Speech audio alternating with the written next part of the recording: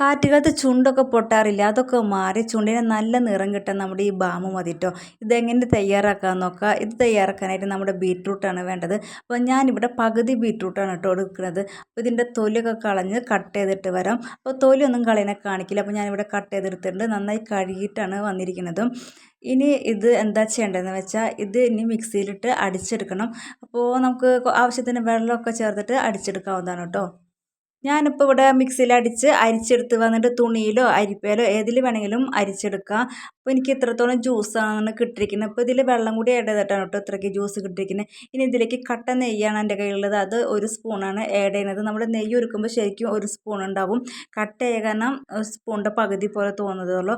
ഇനി ചട്ടിയിൽ ഒഴിച്ച് കൊടുത്ത് കഴിഞ്ഞതിന് ശേഷം നമ്മുടെ നെയ്യും ബീട്രൂട്ടിൻ്റെ ജ്യൂസും കൂടി നന്നായി മിക്സ് ചെയ്യുക. നെയ്യ് ചൂട് കൂടുമ്പോഴത്തേക്കും പെട്ടെന്ന് തന്നെ ഉരുകിപ്പോക്കോളും കേട്ടോ. ഇനി ഇതിൻ്റെ വെള്ളം വന്നിട്ട് വറ്റിച്ചെടുക്കണം. അപ്പോൾ കൈ എടുക്കാണ്ട് തന്നെ ഇളക്കി കൊടുക്കണം. ഒരു സ്പൂണൊക്കെ ആകുമ്പോഴാണ് ഫ്ലെയിം ഓഫ് ആക്കേണ്ടത്. നമുക്കറിയാമല്ലോ ആ കൺസിസ്റ്റൻസി, ആ വെള്ളത്തിൻ്റെ ഇതൊക്കെ മാറി ഒന്ന് കട്ടി പോലെ ആകുമ്പോഴാണ് ഫ്ലെയിം ഓഫ് ആക്കേണ്ടത്.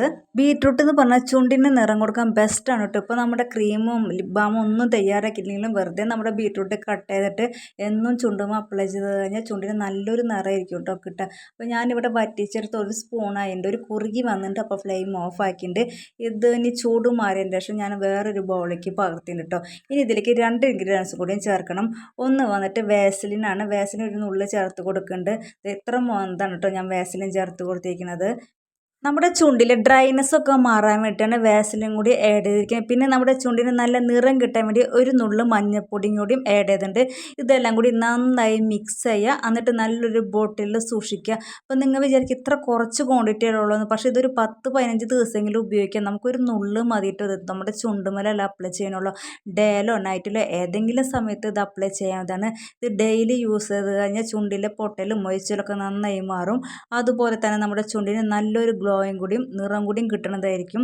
അപ്പോൾ ഞാനിവിടെ വാസലിൻ ചുണ്ടിൽ അപ്ലൈ ചെയ്ത് കാണിച്ചു തരാം. ഒരു ഡോട്ട് എടുത്താൽ മതിയിട്ട് ഒരു 15 ദിവസത്തേക്കെങ്കിലും ഉണ്ടാവും ഈ ബാം വന്നിട്ട്. ഞാൻ കാണിച്ചു തരാം കേട്ടോ. ഒരു നുള്ള് മതി.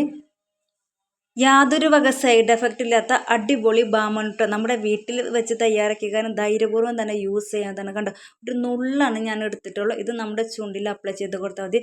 എന്നാലും എൻ്റെ വിരൽ ബാക്കിയും കൂടിയും ബാമുണ്ടാവും കേട്ടോ. കാരണം നമ്മുടെ ചുണ്ടിൽ മാത്രമല്ല അപ്ലൈ ചെയ്യേണ്ടതുള്ളൂ. ഇത് അപ്ലൈ ചെയ്ത് കഴിഞ്ഞതിന് ശേഷം നമുക്കൊരു കളയണമെങ്കിൽ കളയാം ഒരു 15 മിനിറ്റ് കഴിഞ്ഞിട്ട്. അല്ലെങ്കിൽ നമ്മുടെ ചുണ്ടിൽ ഡ്രൈ ആയി ഇങ്ങനെ ഇരുന്നോളും.